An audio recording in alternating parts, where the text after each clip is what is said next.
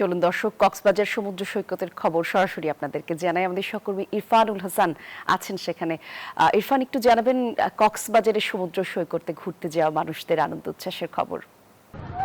হোলি ঈদের তৃতীয় দিনে প্রথম দিনের মতোই মানুষের যে উচ্ছ্বাস সেটা এখন পর্যন্ত বহমান। সমুদ্রের পাশাপাশি আছে, মনে হচ্ছে কোনো এক মানব সমুদ্রে আছে। আমার পেছনের দৃশ্য যদি একটু দেখাই, আসলে সৈকতের যতটুকু চোখ যায় ততটুকু শুধু মানুষ আর মানুষ। এখানে আজকে মাহে রমজানের প্রায় এক মাসের যে খরা ছিল, পর্যটক খরা, সেই খরা কাটিয়ে কক্সবাজারে এখন একেবারে পর্যটনের ভরো মৌসুম চলছে। এখানে ঈদের প্রথম দিনে কিছুটা আকাশ মেঘলা থাকলেও পর্যটক সমাগম কিছুটা কম থাকে।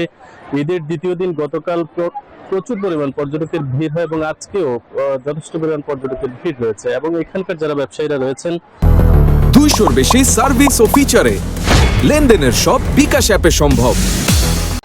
তারা ধারণা করছেন ঈদের যেহেতু তৃতীয় দিন, আজকে ঘরে ফেরা মানুষের বেশ চাপ রয়েছে। অনেক হোটেল মোটেলে আজকে পর্যটকরা রুম ছেড়ে দিয়েছেন, তারা হয়তো বা তাদের গন্তব্যে চলে যাবেন। আগামী শুক্রবার থেকে আবারও কক্সবাজারের যে পর্যটনের যে পূর্ণ যৌবন সেটি ফিরে পাবো বলে প্রত্যাশা করা হচ্ছে। এখন পর্যন্ত ঈদের টানা যে ছুটি, এই ছুটিকে কেন্দ্র করে এখন পর্যন্ত কোনো ধরনের অপ্রীতিকর কোনো ঘটনা ঘটেনি এবং এখন পর্যন্ত গত বছর ঈদে যে প্রাণহানির ঘটনা ঘটেছিল সেরকম কোনো ধরনের ঘটনার খবর আমরা শুনতে পাইনি। সব মিলিয়ে এবারের যে ঈদ উদযাপন সেটি পর্যটকদের জন্য এক আনন্দময় এবং ঈদের মতোই খুশির হয়েছে।